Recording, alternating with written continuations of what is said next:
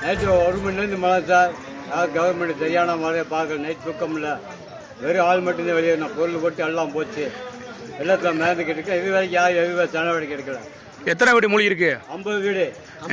50 வீடுல எந்த பொருள் எடுக்கல. ஆள் மட்டும் வெளியே இருக்கு. பொட்டு பொருள் கூட போச்சு. நாங்கள் இங்கே வெள்ளத்தில் தத்தளிச்சு நிற்கிறோம். நடு ரோட்டில் கஞ்சிங்களா தண்ணிங்களா புள்ள குட்டியெல்லாம் தெருவில் நிற்கிறோம். வந்து எங்களை முடிஞ்ச அளவுக்கு எங்களுக்கு காப்பாற்ற முடியுமோ காப்பாற்றுங்க.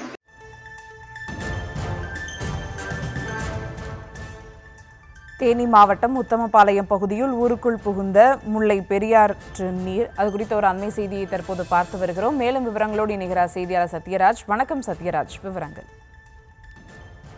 வணக்கம் சுபா.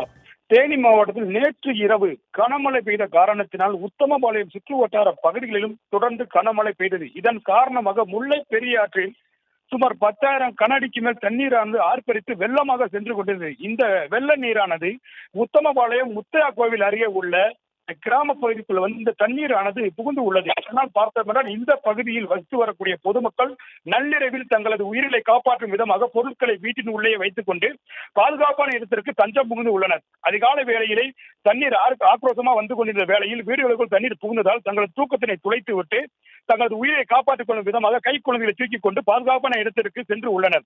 காலை வேளையில் வருகை சென்று பார்க்கும் பொழுது அவர்கள் வீடுகளை சுற்றி வெள்ள நீரானது தொடர்ந்து புகுந்து உள்ளது.